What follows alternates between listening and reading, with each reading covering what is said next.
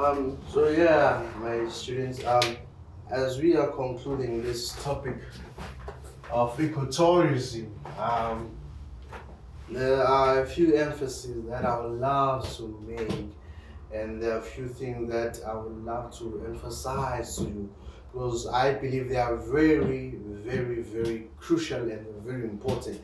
So I would love to emphasize on them before I hand you the worksheet that I created for you to do on this topic.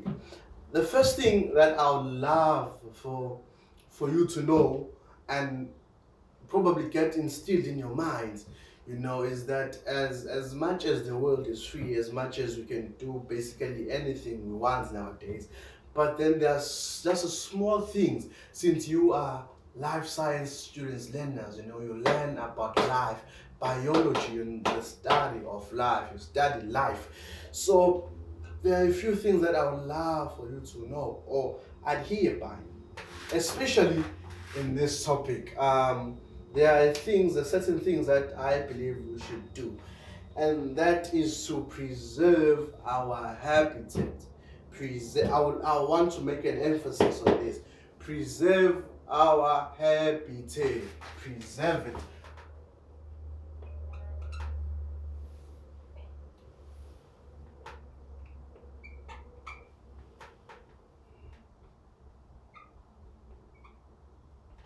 We need to preserve our habitat. It's very important.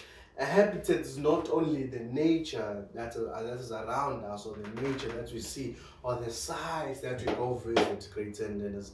Habitat is not only the site that we'll be going to visit at Lishushu. That is not the only habitat you can preserve. Your home is your habitat.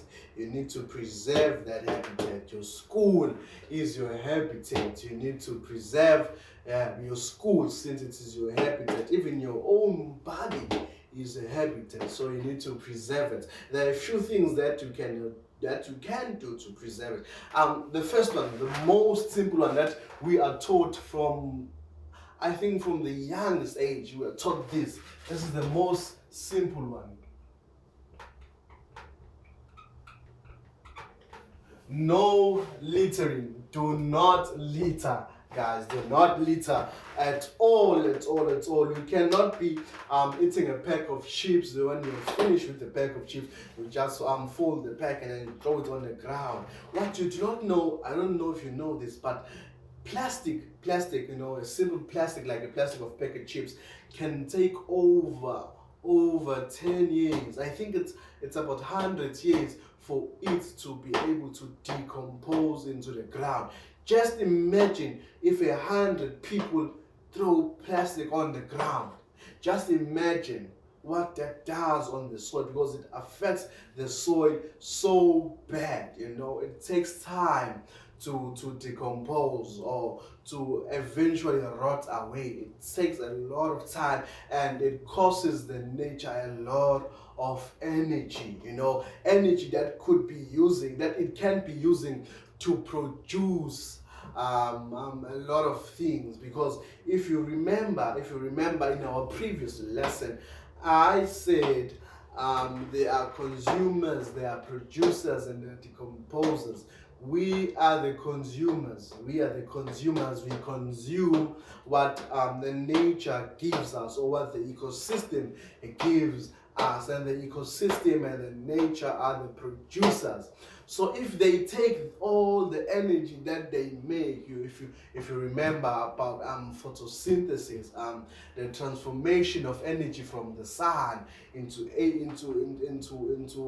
through the process of photosynthesis into plants, creating ATP, eaten by the animals, and then we eat the other animals that give us energy. Just imagine if they need to take that energy and not make food, but to decompose plastic, that harms the environment, and it takes time. It takes the environment a lot of energy to eventually rejuvenate itself, to get back to its normal state and normal shape, And another thing that harms our environment that is still being done, it's a very large scale, is poaching. I remember last week when I read an article about two rhino maids being born, and people were celebrating, nature preservers were celebrating, zoologists were celebrating, a lot of people are celebrating because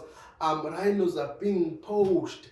They are being poached so hard, and I believe we had less than 10 male rhinos. Just imagine, less than 10.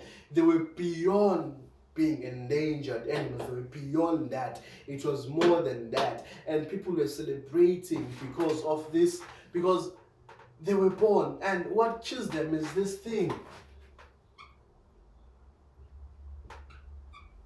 poaching, killing of animals, illegally selling them for medicinal purposes. Others believe that the horn of the rhino has medicinal purposes. They believe that it can cure cancer. I don't know the stats about that. I don't know the science behind that.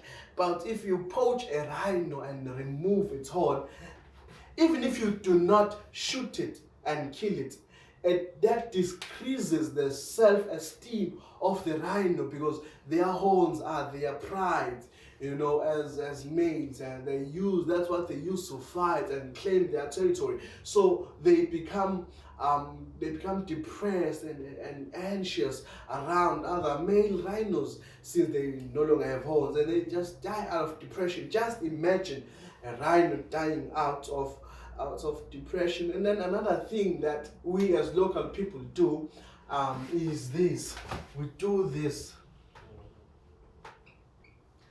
We hunt the animals. We do hunting. That alone destroys the nature in a large scale that cannot be comprehended. So I believe that it is very important that I share with you this knowledge, the importance of this knowledge, that you go and spread it into the communities, because that is what we do as bio students.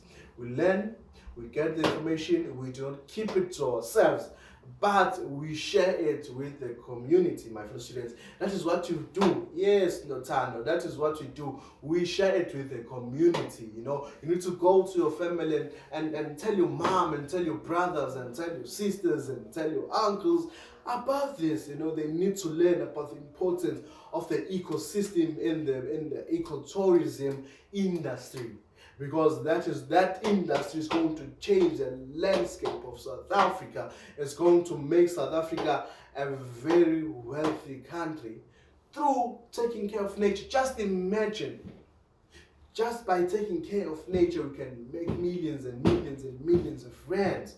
So it's very important. That's why if you go to a place, as you grow, you will visit places. As you go to a place, you need to talk with the local people, know the local people, know what you should do, what you shouldn't do. I don't know if some of you have you do have driver's license. That's nice. Some of you have. I can see people raising hands that they have driver's license. That is very nice.